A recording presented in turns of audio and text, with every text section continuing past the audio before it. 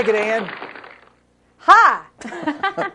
We are here with Mark McGarrah and Gary Main from Express Liquor. And you're, obviously, since Harrison was voted to go wet, you have been in business now for how long? And we opened November 5th, which was a Friday. with a great reception, no doubt. Well, it was, yeah. Was it slow going at first? It wasn't slow going, no. I didn't figure it would be. We were busy. We had to tell people to wait till 5. We didn't have it ready to go. Really? And, oh, really? We had people waiting in line, so to speak. Seriously? We did, so.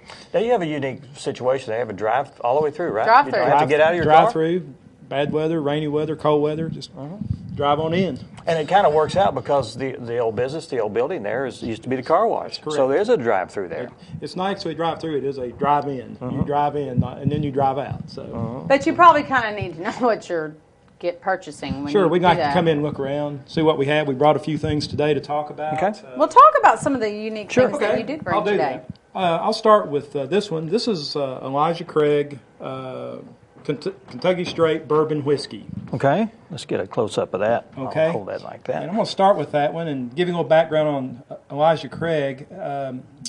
He's actually known as the Reverend Elijah Craig. He was a Baptist minister in the 1700s in Virginia. The Church of England didn't like his views, so they kicked him out, and he moved to Kentucky and basically started making whiskey. Invented bourbon whiskey. Oh, really? He invented it. And what's the difference between bourbon and just regular whiskey? We'll talk about that. We have others. Bourbon whiskey is has to be 51% corn mash. Oh, okay. It has to be made from corn, and the other whiskeys are grain whiskeys. Bourbons have some grains in them too. Some of them. So that's the difference. But anyway, interesting story. Everybody needs to go online and check out the Reverend Elijah Craig. Good, lots of information. That's bringing up a question for me. Did you do some research when you decided to go into this business, or what? No, I just learn as you go. When I was researching it, this came up on their website, and that's where I got the information from. Okay. I didn't research it. Okay, I didn't know. Do you go to some kind of training session to sell liquor? I didn't know. Well, we have lots of people that help us with stuff. Some of the other things I got, we're talking about whiskeys. A lot of people here have Irish heritage, and this is an Irish whiskey. Taste-wise, much, much lighter than bourbon. Some people would say smoother. Made from grain in Ireland, imported. And it comes with its own drinking vessel. Yeah, it's an interesting little crock still there. That's the way all bourbons and liquors came a long time ago. It'd be a good flower vase when you're finished with it. Right. Or whatever. Just saying. Or just, I don't know. Scotch whiskeys, everybody's familiar with Scotches. We have several Scotches from Scotland. A lot of people from Scotland in this area, too. Don't leave them out. Certainly not. Moving on, we probably don't have very many people of Russian background, but I brought Russian Standard Vodka, interesting product. Potato vodka vodkas are made from potato vodka. Right, made from potatoes. Wow. I didn't know that. Western European vodka is primarily made from grain. Eastern European vodka is made from potatoes. Okay. Gary jump in. He knows a lot more about that than I do. You just grab that mic from him when you're ready to speak, Gary, okay? And lastly, on my side, I have a Don Julio agave tequila. It's a top-of-the-line tequila. Interesting. Make a good little gift for someone, maybe, if you like tequila, from Mexico. So, what separates, the cheaper type, for instance, tequilas from the more expensive? What makes it that way? A lot of times it's in aging. The longer things sit in barrels, the product evaporates. It's called the angel share in the business. Okay. And as it evaporates, it goes away. So after the end of 18 years, you started with a 40-gallon barrel, and you might have 10 gallons left in it. Okay. Because the price goes up. It mellows with age. That has a lot to do with taste, I guess. Better taste, quality control.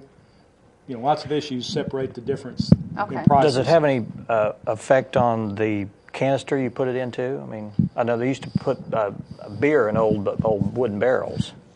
Do they do any of that now, or is it all? Oh well, yeah. All the whiskeys are in charred white oak barrels. Okay. All right. That's where all the color comes from. That's where the color. Oh, okay. It pulls the tint out of the wood. You've done your here. You got to have that mic. I'm going to hand this to Gary. Okay. On the scotches, I believe a lot of them are aged in old sherry barrels. Like after they age the sherry, then they use the barrel to put the Scotch in. And I'll let Gary take over that. And they also use the American oak barrels from all these bourbon distilleries. They send them straight over to Scotland, and then they put their beverage in them for a while. And you've done your research then.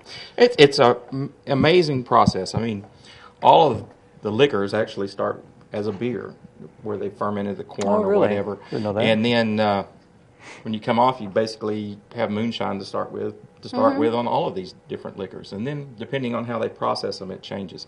Now, that's not so much true from the tequila standpoint, because tequila comes from an agave cactus, and there are several different varieties of the agave cactus. And a question was asked earlier about some of the differences in the styles and things and the qualities of tequila.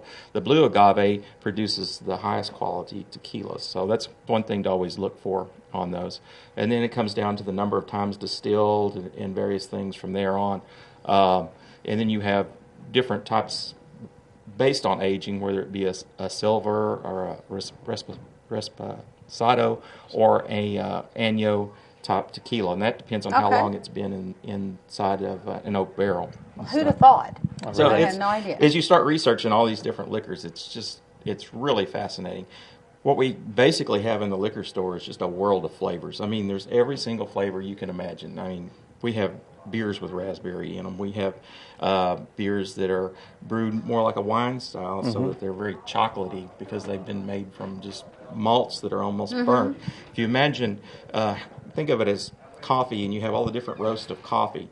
Essentially, you can take a malt or a barley grain and malt it, and you basically cook it like you would that coffee bean to all these different levels, and all of a sudden you produce all these different flavors. Okay. And that's one of the reasons beers have so many different flavors, is not only whether they're making from barley, rye, or rice, but how much they toasted all that malt to start with. Before they start. Yeah.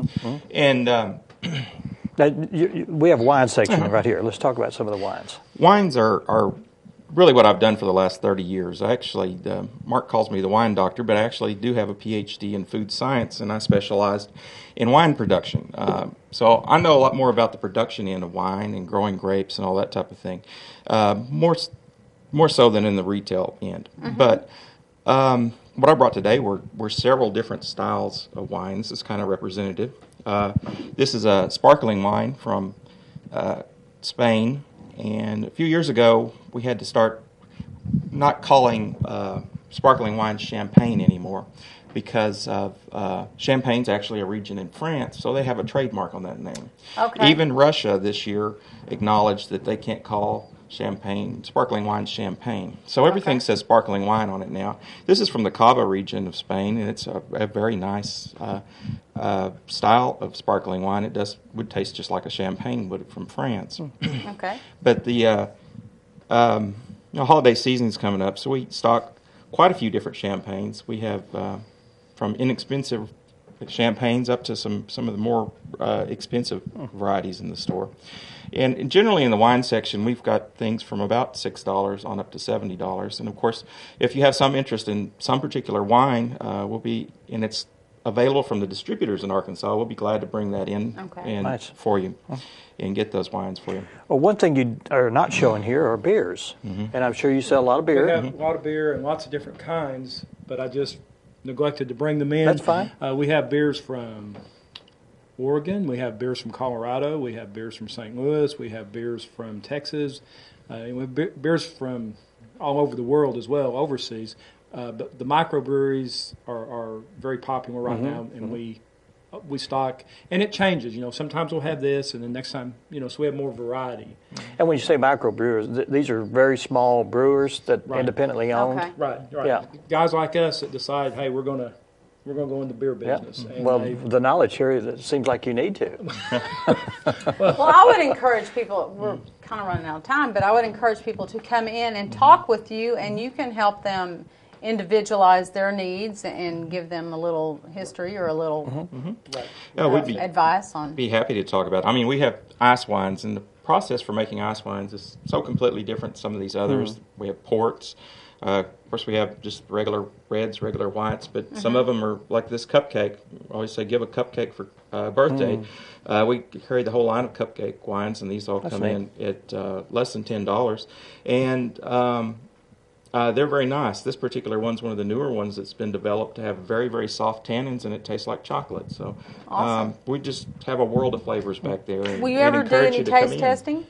We will, after the first of the year, we'll have some taste tests. Right. Because, I mean, you know, rather than buy wine and not really like it, then it's kind of a nice About 30 opportunity. seconds. Gift certificates. Somebody's wanting to buy something. We do have gift certificates. It's a different process. It's not just come in, we're going to give you a gift certificate. You have to order it. It has to be printed to the person that you're giving it to, so you Very can verify specialized, who it is. Make sure you got to be old enough. You know what I'm saying? Right. So Okay. we Certainly. do it, but it takes a little time, so don't wait too long. Okay, which makes it more specialized then. Right. Wonderful. Hey guys, thank you so much for being here. This is great. This is great information. We'd like to thank all the guests who've been on the show this week, and we, like I said, we're going to be off for the next 2 weeks. We're going to spend time with our families during the holiday season. So we hope you do there. You're not. I'm just You're not kidding. going to. Yes, we are. I am. So you can just. Kidding. Thanks for putting a bump in the road right there for me. Thank you very much. And we hope that you have a great holiday season with your family. And for all of us here, happy holidays, and we'll see you again next time. Merry Christmas and happy holidays. All right.